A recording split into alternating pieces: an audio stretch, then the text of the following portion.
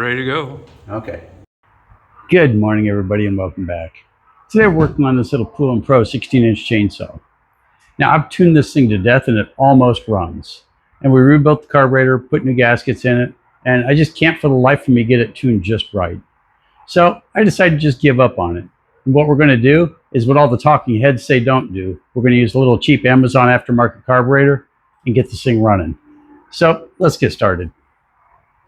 So now this thing's only about $14, and it'll save you a whole lot of aggravation in the long run. Let's see what we want. I believe, yep, we're going to use a T25 on this one.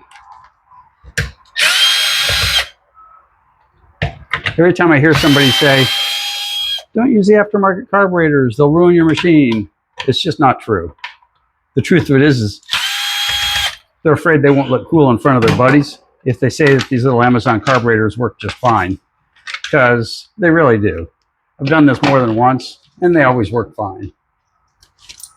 Okay, now we're switching off, and I do believe we're going with a 5/16. Yep, we're going with a 5/16 to pull the bolts off. Now, if yours isn't exactly this brand, it's all the same. They'll come apart just a little bit different from one to the next. When you get a good look at it, it's all common sense. Now, I know from experience that on this one, once you get the bolts off, this black cover's a gigantic pain in the neck. And it sticks everywhere. It hangs on this screw. I could probably bore it out with a drill a little bit, but I'm not going to bother. Okay, there we go. Now we've got it loose. Now we're going to very carefully go around and get the cables out of the way. As you can see, we've got a cable here that just ties up everything. So we're going to pull it towards us. And there you go. See, it clips right in here. So now it's just going to sit there. Now we can access the carburetor. Now I got a lot of videos on doing fuel lines and stuff. And this is the accelerator cable, by the way. I got plenty of videos doing fuel lines and all that. So I won't bother you with that. There you go. Let me switch you around a little bit. Anyway, as I was saying before, yours might not be exactly the same as this one. Your chainsaw might not be exactly the same. But don't let that bug you any. They're pretty much identical from one to the next. I mean, this same chainsaw carburetor, identical to this one, it'll fit on umpteen different chainsaws. And you won't know the difference from one to the next. A lot of it has to do with the fact that virtually all of them use the same engine. You see the screwdriver flexes on pretty tight. I mean, look, there's not a whole lot of gas in here, but I'm going to go ahead and drain it out. Okay, let's take this carburetor. Let's bolt her on and see how she runs. I'm expecting good things, of course. We're going to get a good look, make sure everything goes on correctly, make sure everything looks like it works correctly.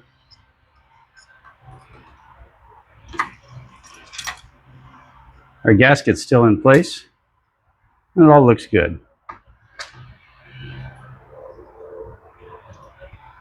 If you took pictures of the fuel lines and everything when you took it apart, this part will be pretty easy. If you didn't, well, this part's not going to be real easy at all.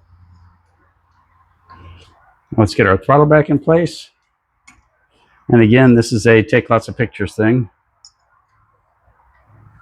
We're going to put our choke lever back on, just like it came off the other one. You need this little rubber gasket. If you lose it, you're in trouble because it keeps everything lined up and the choke lever won't work right without it.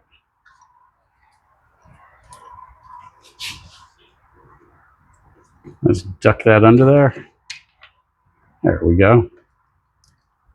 And it can be a little fiddly putting these together.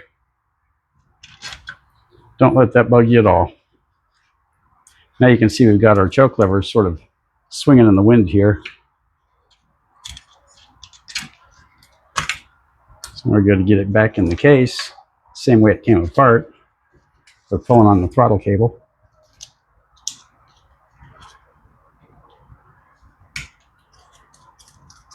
There you go, and it clicked back into place.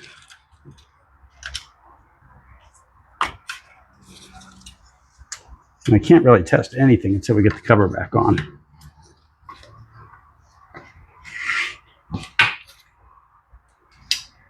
She's pretty close. So I'm going to use the nuts to seat it back on because these fall inside on this particular style. There's one.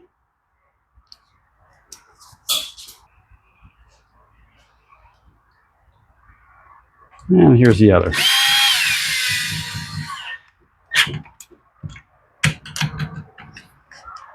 Okay, now before we put the lid back on, we're going to test everything, make sure everything works.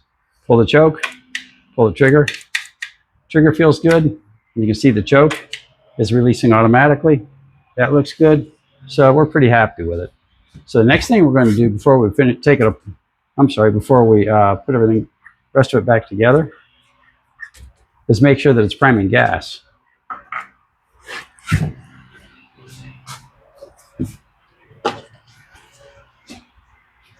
So let's put a little bit of good old 87 octane in it.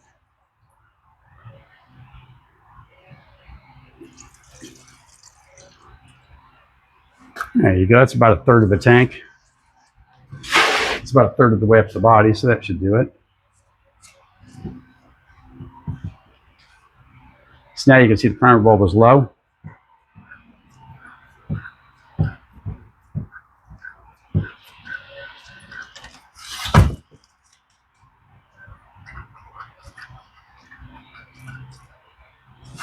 Now the primer bulb is filled up.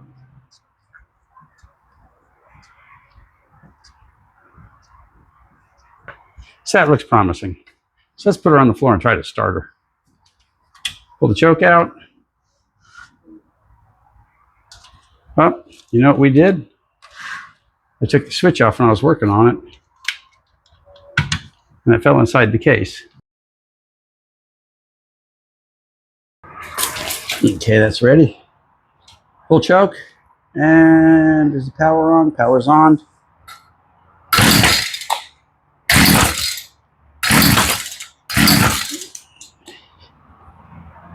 Up. Now the power's on. It's early. What do you want? Better turn the choke off. Now, since we pulled it a few times with the power off, we'll turn the choke off too.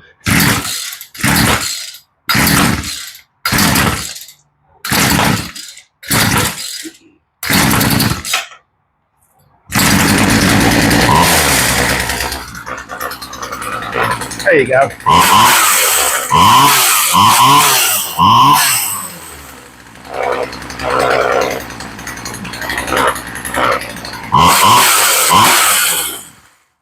That thing sounds pretty good. Probably 3/4 of the time with an aftermarket carburetor, I don't even have to touch the tune. This one, screwed it on, called it done. Worked like a charm. So, are you new people out there? If you made it this far, you might as well subscribe. It's free, and I mean, seriously, it's what we work for. So, thanks for watching, and we'll see you next time.